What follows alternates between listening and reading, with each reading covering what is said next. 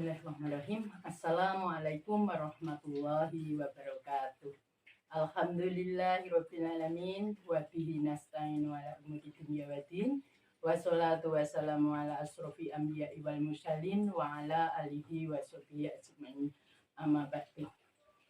Yang kami sayangi bunda-bunda di seluruh Indonesia maupun di seluruh dunia, perkenankan pada kesempatan kali ini kita akan bahas bersama berkaitan dengan peran inklusif perempuan berkemajuan dalam Islam. Ini adalah sebuah tema yang saat ini mungkin sedang ngetren ataupun mungkin kita sedang berhadapan dengan hal-hal yang berkaitan dengan perempuan, di mana perempuan pada saat ini banyak menjadi sorotan karena realitanya terkadang perempuan memang menjadi komoditas, bahkan terkadang dieksploitasi sedemikian rupa sehingga kadang bisa menjatuhkan harkat dan martabat wanita itu sendiri. Nah, ada peran inklusif perempuan. Itu mungkin sebagian sudah biasa mendengar, tetapi barangkali ada yang masih asing di telinga kita bahwa perempuan itu bersifat inklusif.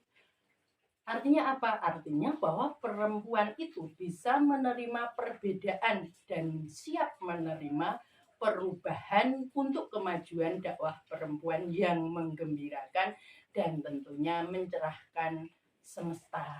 Nah, itu sedikit pengertian mengenai perempuan inklusif.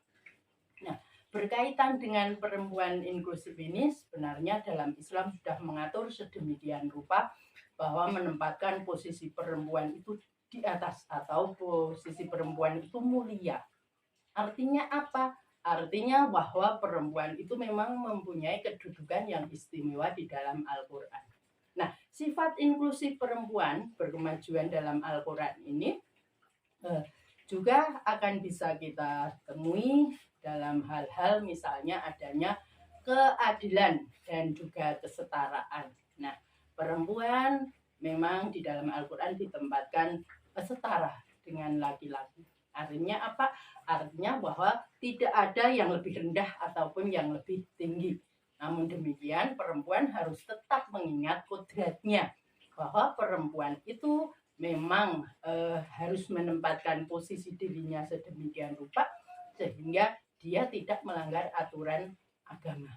Nah, mengenai keadilan dan kesetaraan ini dalam Al-Quran An-Nisa ayat 32 disebutkan, dan janganlah kamu iri hati terhadap apa yang telah diberikan Allah kepada sebagian kamu yang lebih banyak dari sebagian yang lain. Bagi laki-laki ada sebagian dari apa yang mereka usahakan, dan bagi perempuan ada sebagian dari apa yang mereka usahakan. Ini jelas sekali bahwa di dalam Quran itu perempuan, laki-laki kalau berusaha itu tentu ada imbalan ataupun mungkin penghargaan yang sama, tidak dibedakan. Misalnya sama-sama melakukan kebaikan, perempuan dikasih pahala misalnya 1 juta pahala, laki-laki pun 1 juta pahala, tergantung niatan dan juga keikhlasannya. Nah, yang kedua adanya keteguhan dan kesabaran. Nah, keteguhan dan kesabaran wanita juga diperlukan dalam kehidupan ini karena memang wanita itu bebannya sangat luar biasa. Dan terkadang kalau wanita itu nggak menyadari, nggak ikhlas, itu terkadang yang ngeluh, wah enak ya jadi laki-laki, ungkang-ungkang, pulang kerja langsung tinggal, Bu bikinkan kopi, Bu ambilkan handuk, mau ke kamar mandi dan sebagainya. Padahal hakikinya itu adalah tidak seperti itu. Artinya apa? Artinya bukan perempuan ini di bawah laki-laki, itu bukan. Tetapi memang perempuan diperlukan keteguhan dan kesabaran. Masya Allah, perempuan itu memang tugasnya luar biasa dan butuh kesabaran. Kesabaran menghadapi mungkin suaminya, kesabaran menghadapi putra-putrinya, kesabaran mengelola apa yang harus dikelola, apalagi di zaman-zaman ekonomi sulit, ketika misalnya suami memberikan hasil yang pas-pasan, nah perempuan harus sabar dan juga teguh untuk mengelola supaya bisa berjalan dengan baik. Nah, selain itu bunda-bunda tersayang, bahwa sifat inklusif dalam Al-Quran itu juga adanya toleransi dan kerjasama. Memang antara perempuan dan laki-laki perlu adanya kerjasama dan juga toleransi. Nah, toleransi ini disampaikan di dalam Quran Al-Hujurat ayat 13. Nanti bisa panjenengan buka di dalam Al-Quran berkaitan dengan itu. Selain itu juga sifat inklusif dalam Al-Quran itu disebutkan juga adanya keterbukaan terhadap perubahan. Nah, ini yang harus benar-benar kita pahami, bahwa sekarang itu perubahan luar biasa.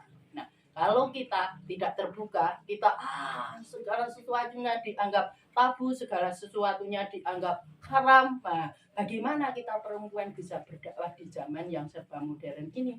Sehingga kita memang harus terbuka dengan perubahan, kita ikuti, terus kita juga menyesuaikan dengan zaman, tetapi jangan sampai kita melenceng dari aturan agama yang ada. Yang kedua juga adanya terbuka dalam pergaulan sosial. Nah, ini jadi kita selaku ibu-ibu muslimah tentunya harus terbuka dalam pergaulan, artinya kita pandai-pandai bergaul dengan tetangga, bergaul dengan masyarakat, bergaul dengan rekan kerja misalnya kalau sebagai karyawan, maupun bergaul dengan masyarakat yang lain. Itu kita harus terbuka, artinya jangan kita terus introvert, mengurung diri di rumah, nggak pernah bergaul. Padahal apa? Dalam agama juga disampaikan sebaik-baiknya orang adalah yang baik dengan tetangganya. Sebaik-baiknya manusia adalah yang bermanfaat untuk kehidupan orang lain. Nah, berkaitan dengan itu, maka marilah kita selaku wanita tetap bisa menjaga kodrat kita, menjaga sopan santun kita, menjaga harkat martabat kita, tetapi kita tetap harus belajar sepanjang masa, harus bisa mengikuti perubahan zaman ini sehingga kita bisa menjalankan agama dengan bagus. Kita bisa berdakwah sesuai dengan kemajuan zaman. Karena kalau kita tidak mengikuti zaman, maka dakwah kita juga tidak akan menarik. Kita hanya akan secara tradisional saja, maka kita akan tidak ditoleh, ataupun mungkin dakwah kita tidak akan dihadiri ataupun diikuti oleh orang-orang. Nah, demikian yang bisa saya sampaikan sedikit tentang inklusif perempuan.